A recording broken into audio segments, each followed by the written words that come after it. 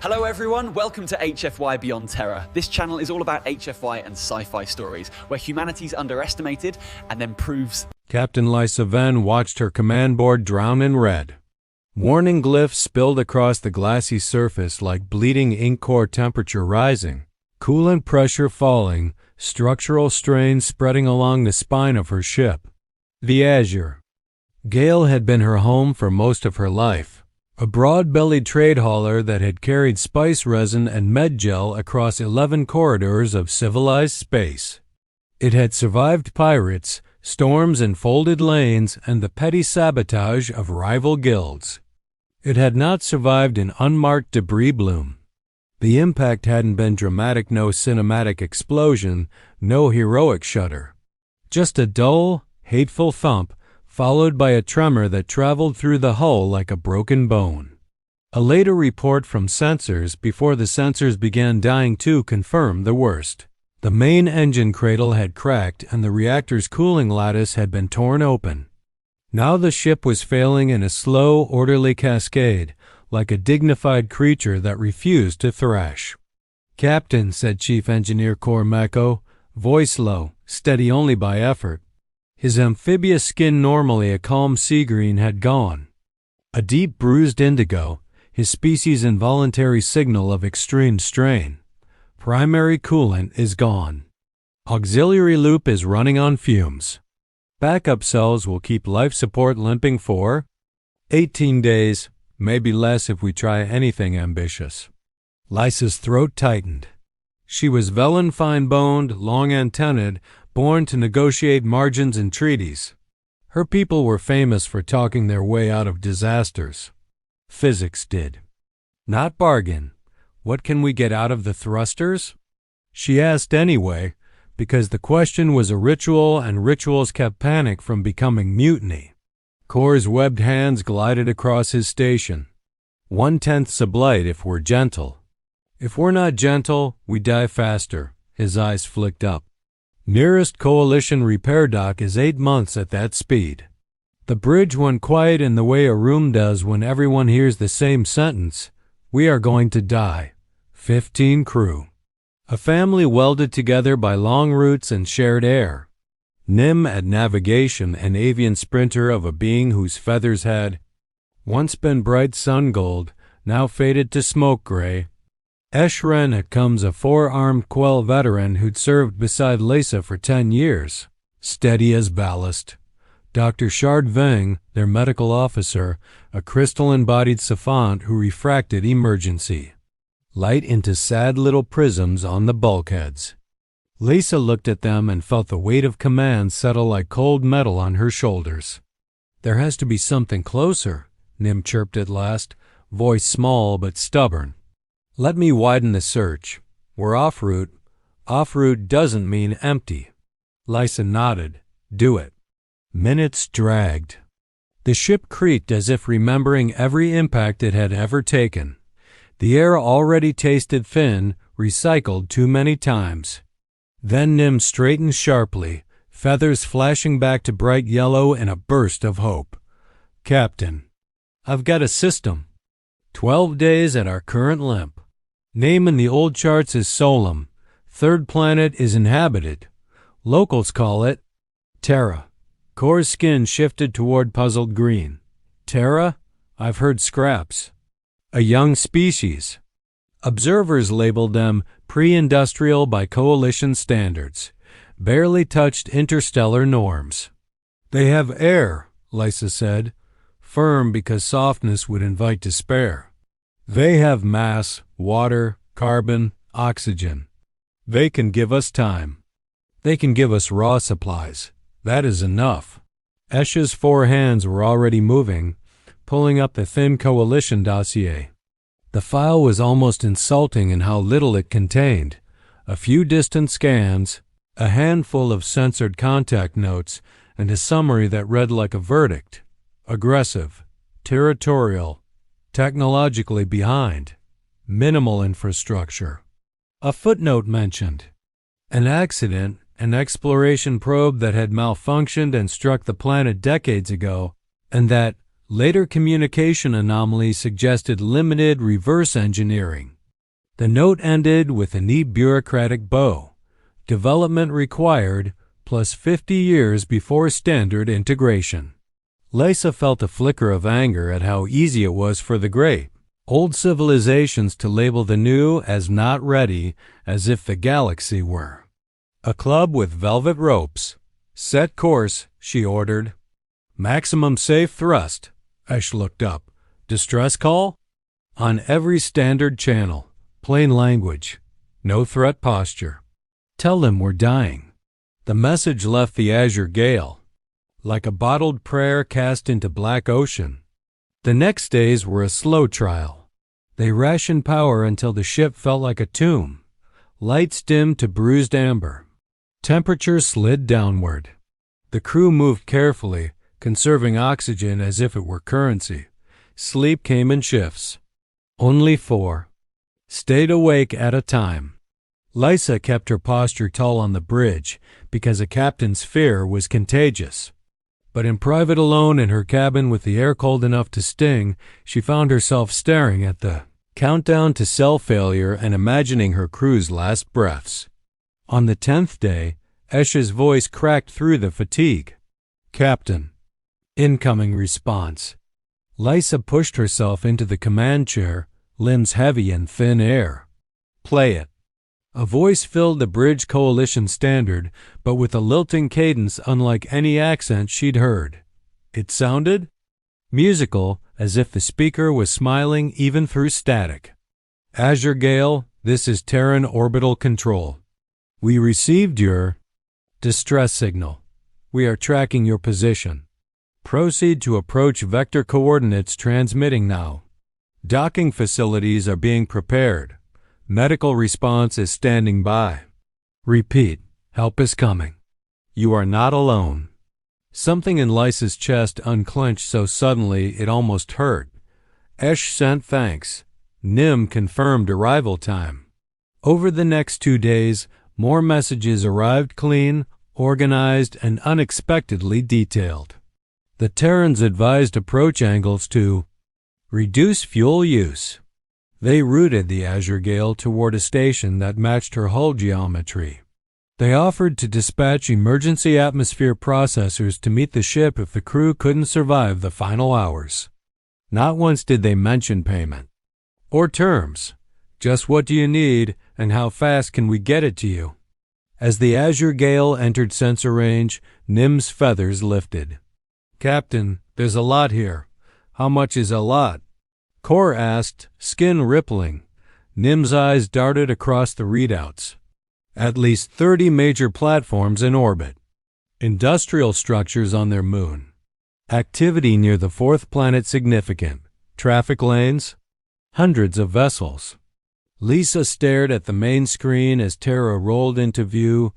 Blue-green, cloud-wreathed, beautiful in a way that made her ache. But around it hung a halo of metal shipyards, stations, solar collectors, defensive grids. The planet looked less like a primitive outpost and more like a heart surrounded by armor. Kor whispered, the coalition reports were wrong. They're irrelevant, Lysa said, though her voice wasn't as steady as she wanted. We need help. That's the only truth that matters. A new voice came through, clear and confident. Azure Gale, this is Harmony Platform. We have visual. Your power and life support are critical. Guidance craft are en route. Hold course. We're going to bring you in. Docking was a miracle of competence. Small Terran craft sleek, agile took station around the Azure Gale like attentive birds, nudging her with gentle thrust corrections. Automated tugs guided the big hauler into a cavernous bay large enough to swallow her whole. Terrans in advanced suits swarmed the docking ring, their movements practiced, their gestures efficient. When the clamps locked with a soft final thud, Lysa rose and tugged her uniform straight. First contact mattered, even when you were half dead. She brought Kor and Nim to the airlock. The hatch cycled. 3 Terrans floated in. Their leader removed a helmet, revealing a tired face and warm eyes. The expression she wore upturned mouth, softened gaze matched the friendly gesture described in old cultural notes. "Captain Lysaven?" the Terran said, voice gentle. "I'm the station's operations director." She didn't offer a personal name, only a title and a practiced calm.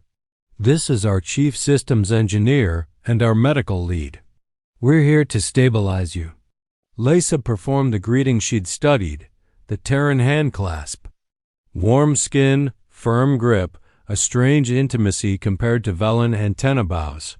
"Thank you," Lysa said, and meant it with her whole failing ship. "We weren't certain anyone would answer." "We heard you," the director replied simply. "And we're going to keep you alive." They moved fast. A Terran engineer projected a scan in midair. Reactor coolant failure, 7 breaches, life support at 11%. "Atmosphere processors first," the engineer said. "New cells." "Seal breaches. Stabilize temp." "How long?" The director asked. 2 hours for breathable. 4 for comfortable. Do it." Then the director looked back to Lysa. "While they work, you and your senior crew should eat something. We've prepared food and hot drinks." Cores. Skin flashed cautious yellow. "Terms of compensation?" The director blinked as if the concept had arrived in the wrong language. "Compensation? You sent a distress call. You're dying. We'll talk details later. Right now, the priority is not letting you die." Lysa felt her assumptions shift, as if a careful internal ledger had been knocked off its shelf. In her experience, most species discussed costs first, aid second. The Terrans had inverted the order without hesitation. An hour later, they sat in an observation lounge with broad windows overlooking the docking bay. The Azure Gale was wrapped in activity. Drones like insects suited Terran's welding and sealing, new units being ferried in with brisk choreography. A tray arrived with steaming cups. "This is a Terran stimulant drink," the director explained. "Bitter, warming, helps with fatigue," Lysa sipped. The flavor was sharp, roasted, layered with something earthy. Warmth spread through her body, and her thoughts felt a fraction clearer, as if someone had wiped condensation off a window. Nim made a pleased sound and fluffed her feathers. Kor took a cautious sip and went bright orange in surprise. "What is this? Substance?" The director's eyes crinkled. "We call it bean brew. Most of our stations run on it." As Lysa recounted the debris bloom and their long drift, the director listened with focused attention, making notes but never interrupting. When Lysa finished, the director nodded. "We'll send hazard warnings," she said, "and recovery teams. That debris field is a killer." Her gaze flicked to Kor. "Your hull design is solid. It bought you time. You're familiar with coalition hauler architecture," Lysa said, startled. "We study everything," the director replied. "We're new. That means we learn fast." Kor leaned forward. "Coalition observers describe Terra as technologically backward, but your response and infrastructure are not that." The director exchanged a brief look with the chief engineer, something wry passing between them. "The observers reported what they were allowed to see," the director said carefully. "Allowed?" Ash asked, arms folding. The chief engineer shrugged. "Decades ago, a coalition probe crashed here. Long before official contact, we recovered it. We kept it hidden. We took it apart. We rebuilt what we could. We learned. And then we improved." Lysa's antennae lifted. "How long?" "Long enough," the director said, not unkind. "We didn't know what kind of galaxy we were stepping into. The probe's records showed old powers, border wars, conquest history, species swallowed whole for being unprepared. So we chose caution." "You deceived the coalition," Ash said, voice tight. We protected ourselves, the director corrected softly. We revealed ourselves slowly when we could defend ourselves. That's not deception. That's survival. Repairs that should have taken months were executed in weeks. Terran. Materials replaced cracked plating nanostructured composites that were lighter and stronger. The rebuilt power core hummed with improved containment. Thrusters were recalibrated, maneuvering systems tightened. On the 14th day, Lysa stood again at the wide observation window and barely recognized her ship. The Azure Gale looked less like a battered merchant and more like something newly forged. The chief engineer appeared beside her with 2 steaming cups of bean brew. "You're going to notice the handling," he said. "We shaved drag at sublite. Power output is up 40%. Sensors double range." "How did you build this much, this fast?" Lysa asked. "Your file says interstellar capability is recent." "We didn't need interstellar lanes to build in our own system," he replied. "We had fusion, robotics, orbital construction. We just lacked the last piece. When we got it, we had a foundation ready."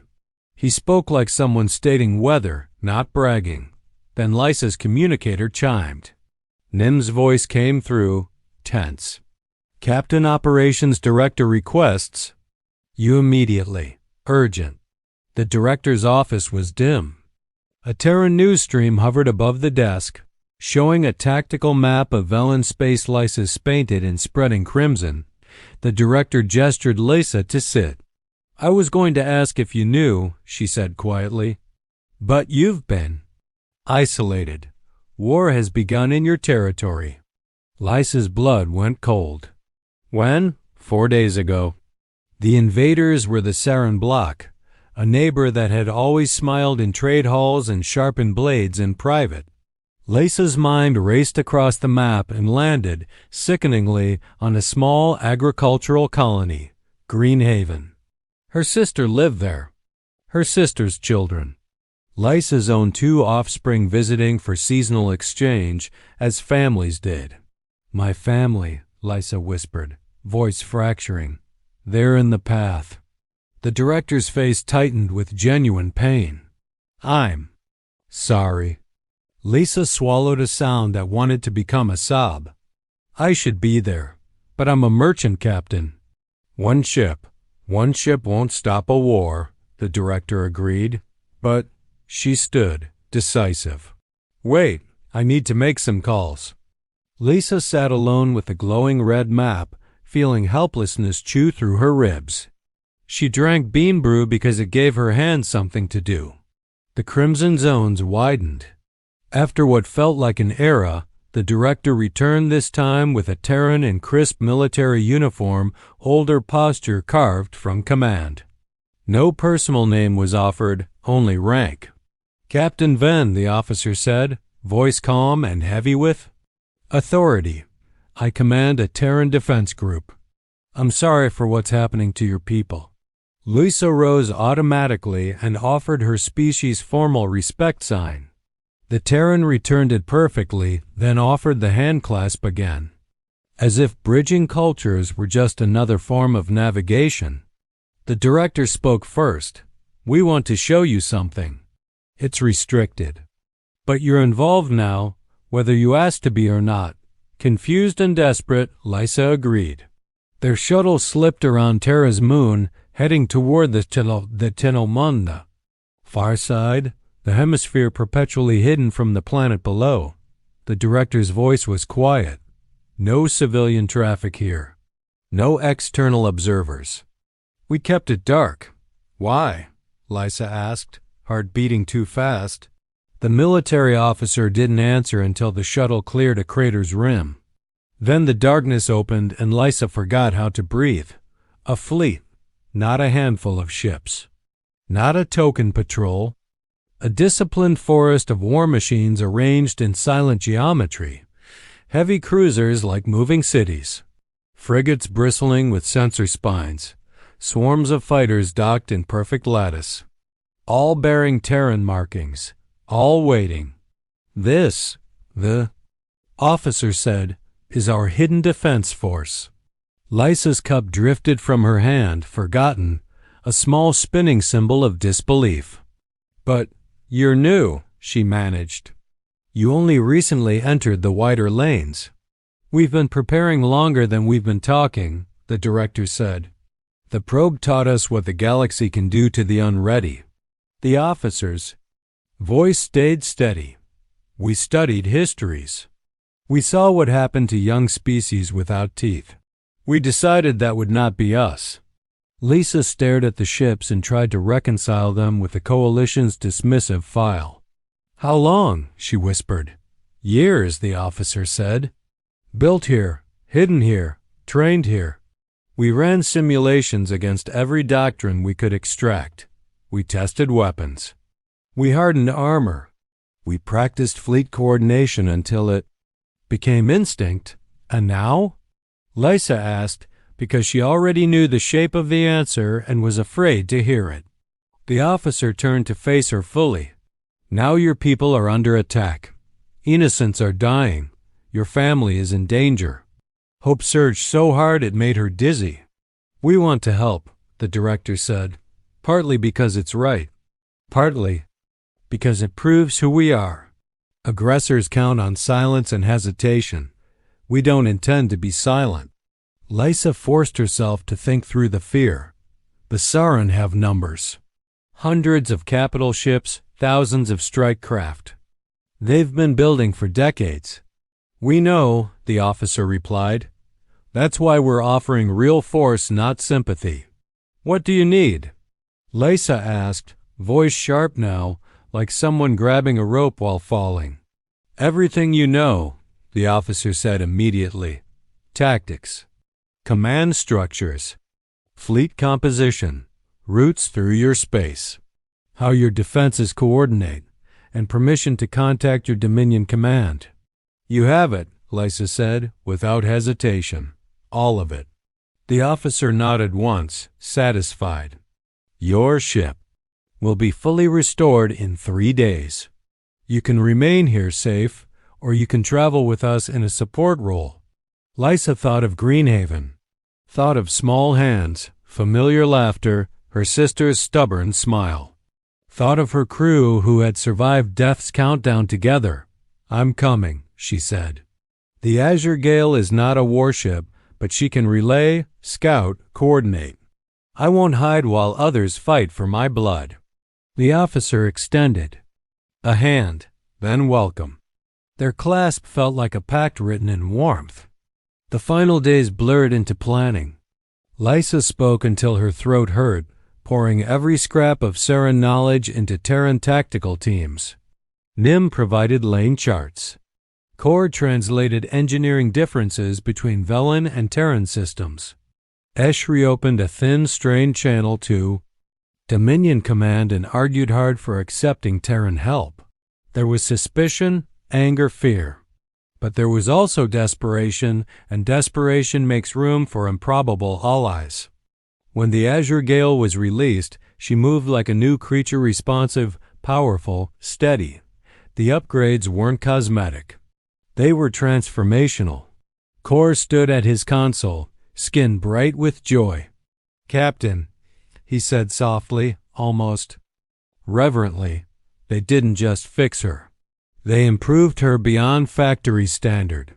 Lysa looked at her crew alive, breathing clean air, eyes no longer hollow, and felt gratitude so fierce it bordered on pain. That evening, Terran officers hosted a simple gathering on Harmony platform. No pomp, just food, quiet laughter, and a shared understanding that tomorrow would be dangerous. A Terran commander raised a glass of sparkling liquid. To the crew who came to us in need, they said, and leave as allies. Tomorrow, we defend civilians against aggression. Tomorrow, we show the galaxy what partnership looks like. To friendship, the Terrans replied. Lysa found tears on her face again, this time not from helplessness, but from the sudden, impossible sense that she was no longer alone in the dark. The next morning, the hidden fleet emerged from behind the moon like a secret becoming truth. One by one, warships powered up, lighting the void with controlled brilliance. Formation markers blinked. Comms channels filled with crisp acknowledgments. Nim's voice rang across the bridge. All ships report ready. Terran Command is hailing. The military officer appeared on screen from the bridge of a massive flagship, no personal name, only presence. Behind them, Terran stations glowed with disciplined motion. Captain Ven, your vessel will ride central, protected. Estimated transit, 9 days at maximum fold. Are you ready? Lysa looked around. 15 crew at their stations. Fear, yes, but steadied into purpose. We are ready, she said. Then we go save lives, the officer replied. All ships jump on my mark. 3, 2, 1, mark. Space twisted. The Terran fleet and one upgraded merchant hauler leapt into folded distance, carrying hope toward a burning border. In the strange hush of faster-than-light transit, Lysa sat back and let herself truly believe that Greenhaven could still be reached in time. She had come to Terra expecting scraps from primitives. Instead, she had found capable engineers, ruthless strategic patience, startling compassion, and allies willing to put steel between civilians and invaders. The galaxy had underestimated Terra. The Saren were about to learn what that mistake cost.